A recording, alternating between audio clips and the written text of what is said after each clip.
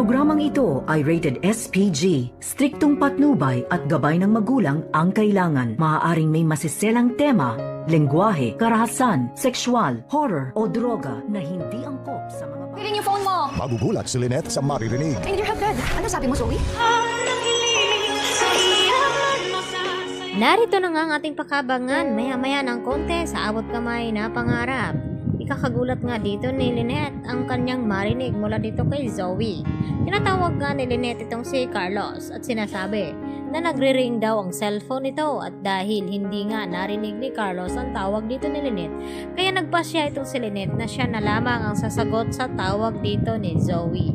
At dito nga na narinig ni Lynette na sinasabi niya na kailangan daw niya ng tulong, Daddy. At dito na tinanong ni Lynette itong si Zoe na kung bakit tinatawag niya si Carlos na Daddy. At hindi naman agad makasagot itong si Zoe at magdi-deny naman ito na kunwari na wrong call daw siya. Akala niya itong si RJ daw ang kanyang natawagan, yun pala itong si Carlos Benitez. Maniniwala nga ba itong si Lynette sa deny dito ni Zoe na alam naman niya na sinungaling nga itong si Zoe. Samantala, dito naman na tila awang-awa itong si Annalyn sa nangyari dito kay Harry na nasugatan nga ito. At kanino nga ba mapupunta itong comfort ni Annalyn sa tatlo? Dahil tila nagdadrama din naman itong si Rega na masakit daw ang kanyang likod dahil sa ginawa nilang paghabol at pagtulong dito kay RJ na hanapin nga itong mga kidnappers. At syempre hindi naman nagpapatalo itong si Doc Lindon at sinasabi na masakit daw ang balikat nito. At tila nagtatawanan naman itong mga kaibigan dito ni Annalyn habang narinig niya ang mga sinasabi ng kanyang mga kaibigan na tatlo. Samantala hindi rin nagustuhan ni Moira na makita ang sugatan itong kanyang anak na si Zoe. Kaya galit na galit naman itong si Moira na gustong sugurin itong si Don Pepe.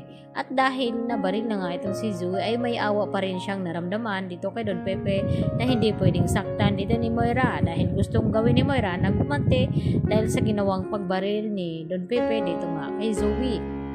At dito na sinabi ni Zoe sa kanyang ina na hindi naman iyon sinasadya ng kanyang lolo Pepe dahil akala niya itong si Balahadja ang lumapit sa kanya. Subalit wala siyang kalamalam na ito na ngang si Zoe ang kanyang nabaril. At buti na lamang ay hindi naman matindi ang tama ni Zoe dahil daplis lang naman at sa balikat lamang ito tumama. Subalit ay hindi nga agad na ipagamot dito ni Zoe dahil sa takot na baka mabisto ito na may kinalaman sa pagkawala dito ni Don Pepe. Kaya mas ninais na lamang ni Zoe na tiisin ang sakit at isa lamang kanyang naisip na pwede nga makatulong sa kanya itong kanyang tunay na ama na si Doc Carlos dahil alam niya na hindi nga siya pababayaan nito. Subalit sa kasamaang palad ay ang nakasagot nga sa kanyang tawag ay walang iba kundi itong si Lynette, kaya mas lalong matindi itong komplikasyon dahil ngayon nga ay narinig ni Lynette na tinatawag na daddy ni Zoe itong si Carlos.